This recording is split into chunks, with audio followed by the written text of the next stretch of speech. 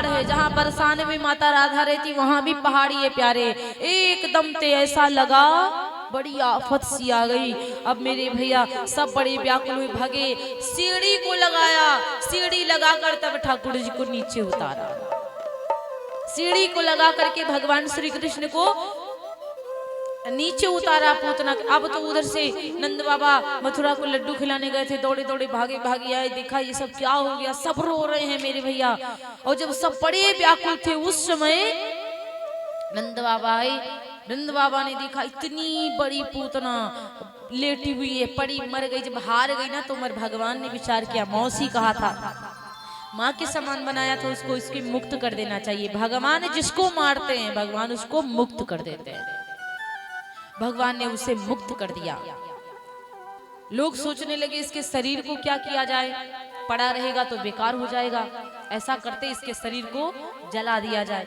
सब विचार करने लगे 18 किलोमीटर तक की इतनी लकड़ियां कहां से लाएंगे, कैसे जलाएंगे इसको। नंद बाबा ने कहा इसके शरीर को काट काट करके जला दो। पूतना के शरीर को काटा गया, काट काट करके चिताएं अलग अलग बनाई गई, सारी चिताओं पे रखा गया उसका मांस, तब उसको जलाया गया। लेकिन जलाते समय तन को घिन नहीं लग रहा है, तन को डर्टी फील नहीं हो रहा है, सब अच्छा। इतनी खुशबू आई ना, जब वो जली थी बहुत खुशबू आई। अब वहां के जितने बैठे थे सबने विचार किया ये ना इसका काम बढ़िया, ना इसका खान पीन बढ़िया, ना इसका सूरत बढ़िया, ना शक्ल बढ़िया, आखिर इसके शरीर से बदबू की जगह खुशबू क्यों आई, दुर्गंधी की जगह सुगंधी क्यों आई। भगवान के भक्त वहां पे बड़े संत थे, उन्होंने कहा अरे अब कह रहे संत यहाँ वृंदावन के बड़े सुंदर सुंदर रसिक हैं, वो कहते हैं कि आपको पता है महाराज, मंदिर को चले जाओ, वहां पे जब धूप बत्ती लगाई जाती है तो ऐसा लगता है कि धूप बत्ती की खुशबू हमारे ना शरीर में आ गई, हमारे कपड़ों में आ गई। और उसको तो स्वयं भगवान ने छुआ, उसको तो भगवान स्वयं छूते, और प्लस छूने की तो बात छोड़ो महाराज, पता है उसका स्तनपान भी करते हैं, इसीलिए वो तो मुक्त हो गई। और जिसका भगवान स्तनपान करे वो राक्षसी रह ही नहीं सकती, वो बदबूदार हो ही नहीं सकती। जिसको परमात्मा छू ले उसके शरीर से कहीं बदबू आएगी क्या, नहीं, इसीलिए उसके शरीर से दुर्गंधी की जगह पे सुगंधी आई। बोलिए श्री कृष्ण भगवान की। धीरे धीरे समय व्यतीत हुआ मेरे भैया, एक सकटासुर नाम का राक्षस आया। सकटासुर नाम का राक्षस आया तो सकटासुर का वध किया। एक तरणाव्रत नाम का राक्षस आया, उस तरणाव्रत का वध किया महाराज। जब तरणाव्रत नाम के राक्षस का वध किया तो कहा जाता है कि जब धीरे धीरे समय व्यतीत हुआ, तरणाव्रत नाम का राक्षस जो था वो आया। भगवान ने उसका, देखिए जो सकटासुर नाम का राक्षस था वो कौवा का वेश बनाकर आया था, कौवा का वेश बना करके आया। भगवान पालने में लेटे हुए हैं और झूला झूल रहे, सारी गोपियां चली गई, उसने क्या किया, खूब तेज से अंधकार मचा दिया। जब खूब तेज से अंधकार मचा दिया महाराज, तो सबने विचार किया ये तो बड़ी वाला हो गई, आफत हो गई, आखिर ये सब कैसे क्या होने लगा। महाराज एकदम ते भगवान कन्हैया ने अपने पैर से सकटासुर के ऊपर प्रहार किया, एकदम ते उड़ करके जाके कंस मामा के घर में गिरा गया। फिर आता तरणाव्रत नाम का राक्षस मेरे भैया। अब जब तरणाव्रत नाम का राक्षस आता है उसको भी भगवान ने पार कर दिया, उसको भी मुक्त कर दिया। भगवान ने बड़ी सुंदर बात लिखी है, रसना हरि नाम सुधाना पिए, तिनकी गिनती है गिनी न गिनी, और संपत्ति बहु जोरी बटोरे धरी, तिनको कहे तुम धनी न धनी। केवल बटोर बटोर के रख लिया, तिजोरी भर दिया, उसमें धनी धनवान नहीं है, वो भिखारी है। धनवान तो वही होते हैं जो भगवान के धर्म में भी लगाए, कुछ भगवान का कार्य किए हैं उस धन से, तब तो धनवान है, असली धनवान वो है महाराज। केवल बटोर कर रख दिया क्या, वो तो बाद में सड़ जाएगी, आप तो चल जाएंगे। फिर क्या हुआ, अपने हित लागी दलील करें, बहु जीव कुजीव हनी न हनी, और जिनकी न बनी अदो नंदन से, जे उनकी कबहू बनी न बनी। जिनकी भगवान से नहीं बनी उनकी किसी से नहीं बनती है, भगवान से बनाइए मेरे भैया। धीरे धीरे समय व्यतीत हुआ, नामकरण कर अवसर जानी, भूप बोली पठई मुनि ज्ञानी। जैसे राघव जी का नामकरण का अवसर आया था, वशिष्ठ जी महाराज ने नामकरण किया था, उसी प्रकार यहाँ पे मैया ने विचार किया कि अब तो मेरे पुत्रों का नामकरण होना चाहिए। गर्ग ऋषि जी आ गर्गः पुरोहितो राजन यदूनाम सुमहातयः व्रजम जगा जगाम नंदस्य वसुदेव प्रचोदितः। गर्ग ऋषि जी महाराज आए, हे राजन वसुदेव जी की प्रेरणा से यदुवंशियों के कुल के पुरोहित श्री गर्गाचार्य जी महाराज बड़े तपस्वी थे, गोकुल को आते हैं नामकरण करने के लिए। और जब यशोदा मैया कहती हैं बाबा देखो 3 राक्षस आ चुके हैं, एक तरणाव्रत, एक शकटासुर, एक पूतना, अब हम ये नहीं चाहते कि हम भीड़ भाड़ करें तो चौथा राक्षस आ जाए। गर्गाचार्य से कह दीजिए एकांत में आवे, चुपचाप हमारे लालन का नामकरण कर देवे और चुपचाप आराम से हम विदाई कर देंगे। बोले ठीक है। गर्गाचार्य जी महाराज आए तो महाराज यशोदा मैया आई, नंद बाबा आए, रोहिणी माता आई। रोहिणी माता वसुदेव जी की पत्नी है। वासुदेव जी जो जेल में बंद है ना, उनकी पत्नी है रोहिणी मैया। वासुदेव जी के 7 पत्नियां हैं, सबसे छोटी वाली है देवकी जी। अब जब क्या हुआ कि नामकरण करने आए, गर्गाचार्य जी बैठे, अपने अपने लालन को मैया गोदन में लेके आए। कन्हैया जी छोटा सा सांवला सा सरकार खेल रहा है गोद में मैया यशोदा की। रोहिणी मैया की गोद में वो बलदाऊ खेल रहे हैं। भगवान कन्हैया को जैसे बाबा जी ने देखा, मुंह खुला का खुला, आंखें ऊपर उठी की उठी, बाबा खो ही गए। खोना कितने प्रकार का होता है? 2। एक तो खोने का मतलब गुम हो जाना, और एक खोने का मतलब सोचते रहना। ऐसे उधर कुछ भी हो रहा, हम सोच रहे हैं। बाबा एकदम से देखे खो ही गए। मुंह खुला है, आंखें खुली, नंदरानी सोच रही बाबा को क्या हुई, बाबा जगो, क्या हुआ? अब बाबा तो चुपचाप बैठे और रोहिणी की तरफ ऐसे किली लगा रही, ए रोहिणी बाबा को क्या हुआ, कहीं पधार तो नहीं गए दादा? रोहिणी मैया कह रही हाँ हमको तो यही लग रहा है। बाबा जी, ओ बाबा जी। गर्गाचार्य जी अरे खो ही गए। अरे खोना है तो प्रेम में भगवान के खो जाओ, भगवान की तरफ ध्यान लगाओ, दुनिया चिल्लाती रहेगी, कोई मतलब ही नहीं है। वो भगवान को देख क्या लिए खो ही गई, वो चिल्ला ही रही हैं। बाबा जी इतने मगन बस भगवान को देख रहे। जब बड़ी जोर से यशोदा मैया ने पकड़ करके कलाई, कहा ओ बाबा जी जगो।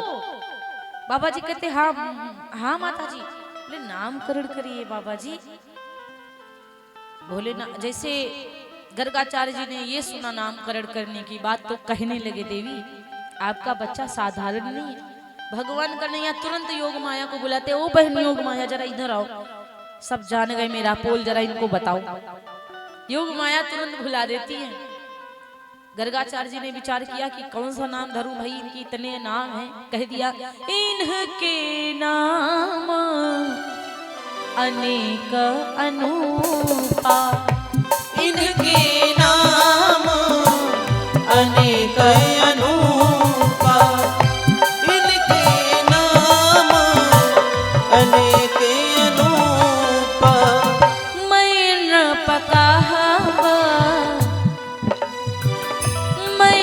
पकाहबा सुमित अनुरूपा। मैं न पकाहबा सुमति अनुरूपा, मैं न पकाहबा सुमति अनुरूपा। इनके बड़े नाम है, अनेक नाम है, वासुदेव और कृष्ण कन्हई।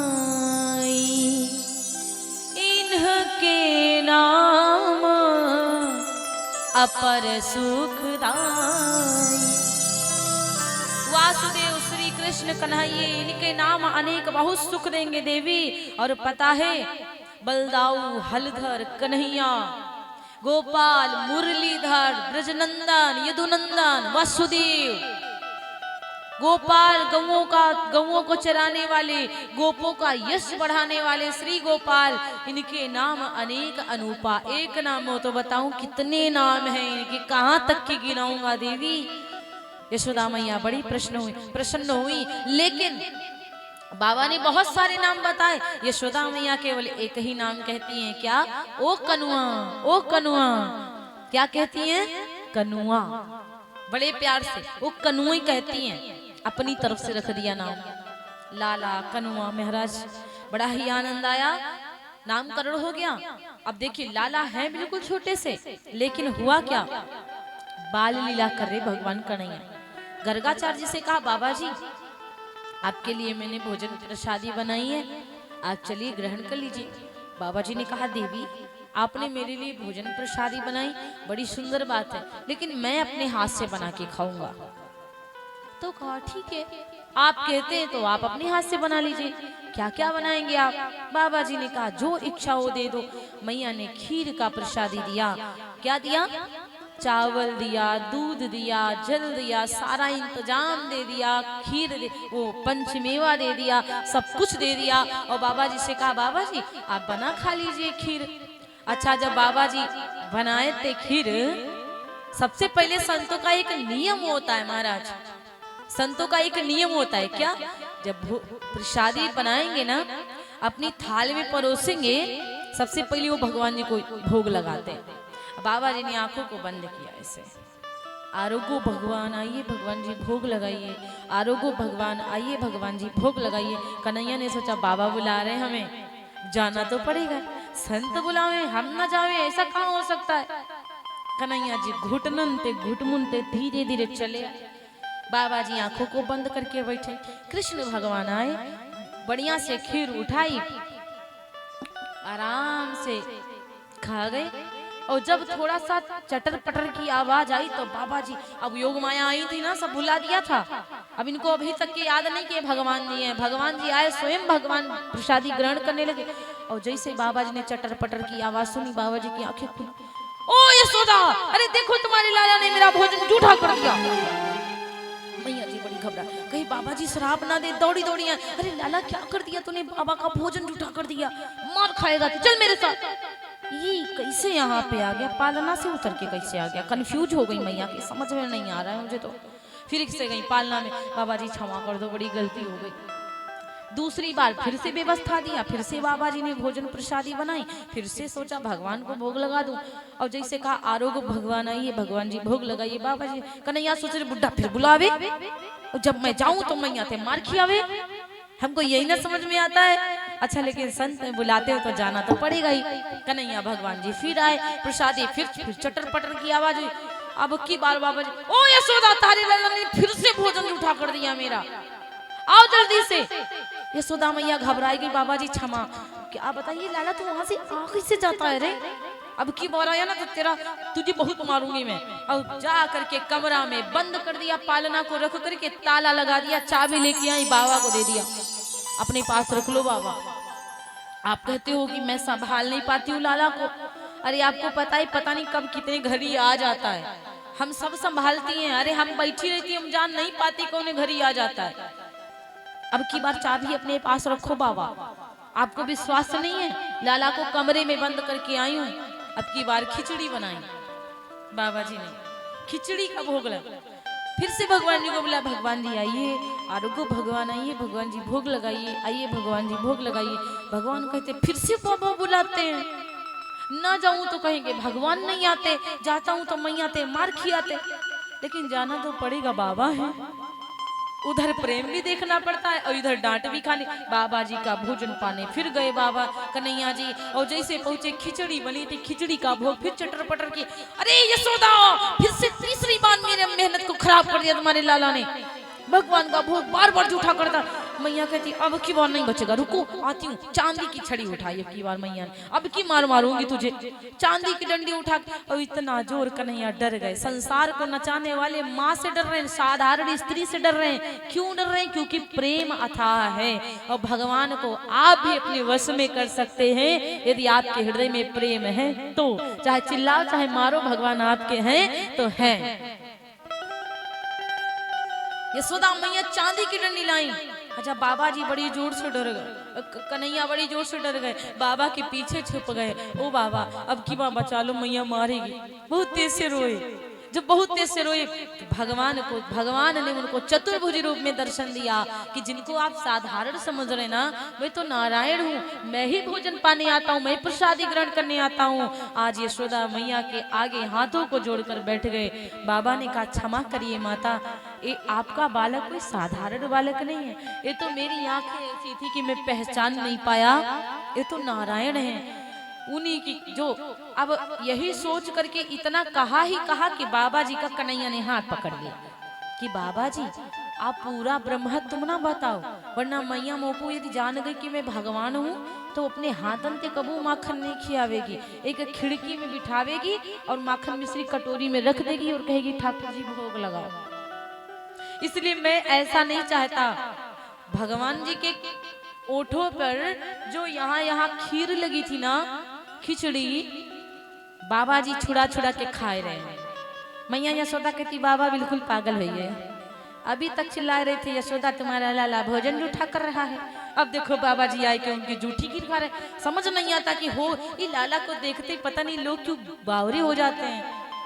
प्यारे बड़ी सुंदर लाला है और सच कहा गया है, हो तेरी मंद मंद मुस्कनिया पे, हाँ तेरी मंद मंद मुस्कनिया पे बलिहार सांवरे, बलिहार सांवरे।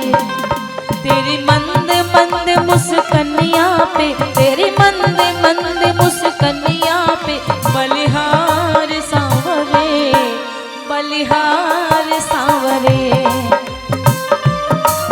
मुस्कनिया पे बलिहार सांवरे, बलिहार सांवरे। तेरी मंद मंद मुस्कनिया पे बलिहार सांवरे, बलिहार सांवरे। तेरी मुस्कनिया पे आए हाय, तेरी मुस्कनिया पे, तेरी मुस्कनिया पे आए हाय, तेरी मुस्कनिया पे सांवरे, तेरी मुस्कनिया पे, तेरी मंद मंद मुस्कनिया पे, तेरी मंद मंद मुस्कनिया पे बलिहार सांवरे, बलिहार सांवरे। तेरी मंद मंद मुस्कनिया पे बलिहार सांवरे, बलिहार सांवरे।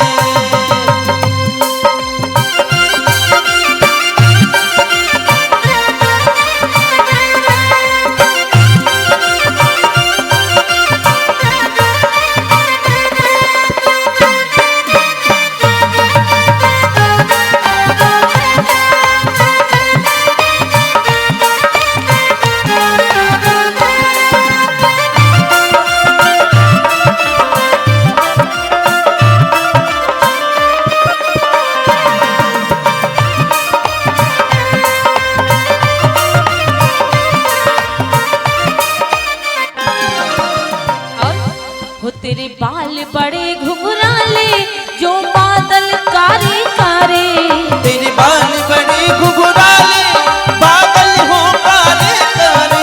तेरे बाल बड़े घुंघराले बादल जो कारे कारे। हो तेरी मोर मुकुट लटकनिया पे, तेरी मोर मुकुट कनिया पे बलिहार सांवरे, बलिहार सांवरे। तेरी मोर मुकुट लटकनिया पे बलिहार सांवरे, बलिहार सांवरे।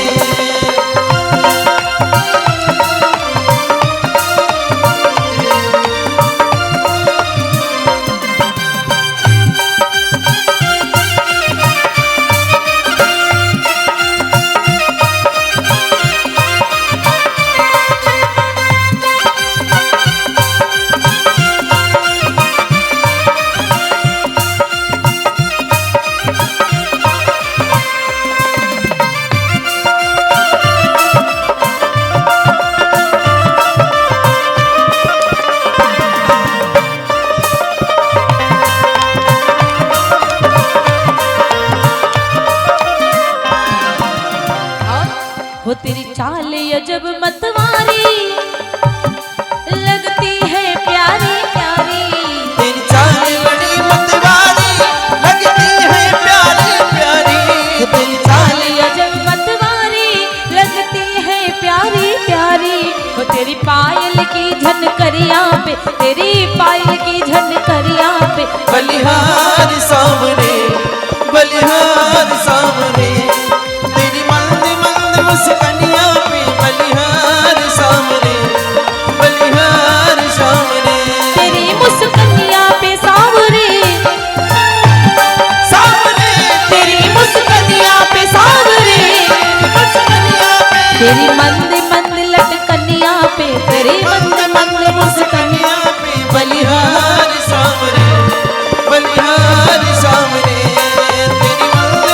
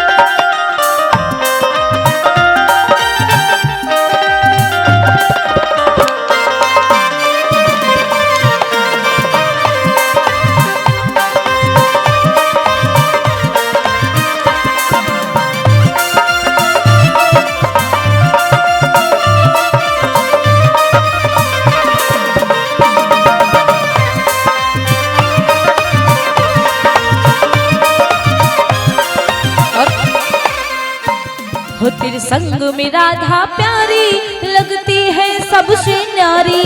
तेरे संग में राधा प्यारी लगती है सबसे न्यारी। तेरे संग में राधा प्यारी लगती है सबसे न्यारी। इस युगल छवि पे प्यारे, इस युगल छवि पर जाऊं, इस युगल छवि पर जाऊं। बलिहार सामने, बलिहार सामने। इस युगल छवि पर जाऊं, बलिहार सामने, बलिहार सामने।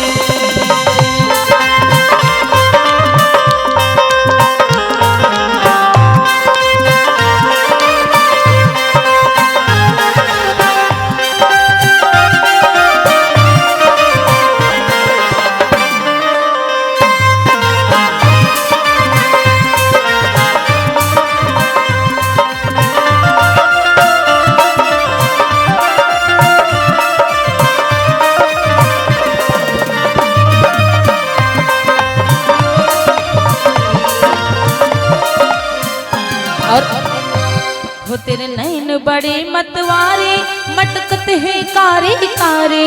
तेरे नैन बड़े मतवारे मटकते हैं कारे कारे। तेरे नैन बड़े मतवारे मटकत हैं कारे कारे। तेरी तिरछी से चितवनिया पे, तेरी तिरछी से चितवनिया बलिहार सामने, बलिहार सामने। तेरे तिरछे से चितवनिया पे बलिहार सामने, बलिहार सामने।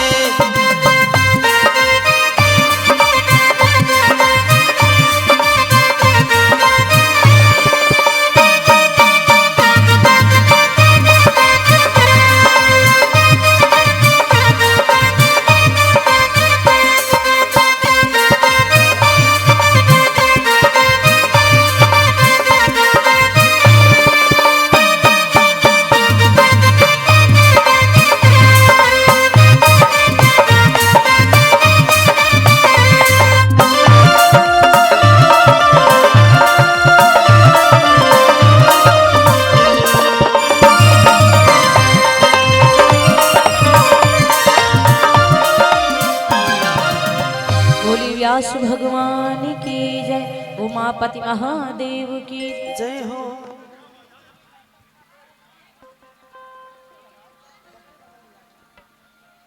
बोली उमापति महादेव की जय। आदि शक्ति जगदम्बा मैया की जय, श्रीमद् भागवत महापुराण की जय। इस प्रकार खूब आनंद आया।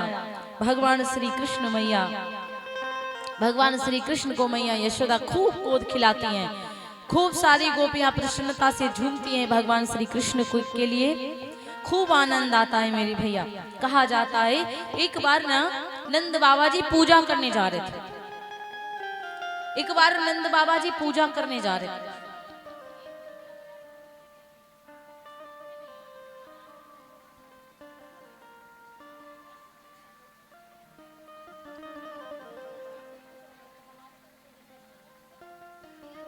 बोले उमापति महादेव की जय। तो मेरे भैया कहा जाता है कि एक बार नंद बाबा ना पूजा करने के लिए जा रहे थे। और जब एक बार नंद बाबा पूजा करने के लिए जा रहे थे तो यशोदा मैया से कहते, अरे यशोदा मैं पूजा करने जा रहा हूं। लाला को देखे रहे ना, कनुआ ना पीछे पीछे आने लगता है।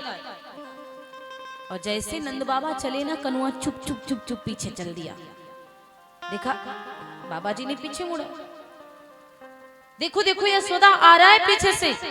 यशोदा मैया गई, गोद में पकड़ के लेके आई, बिठा दिया। नंद बाबा चल दिए। और जैसे मैया यशोदा का उधर ध्यान भटका नहीं, कन्हैया जी फिर से धीरे धीरे पीछे पीछे कन्हैया पहुंच गए। नंद बाबा क्या करते, पहुंचे कहां, मंदिर को।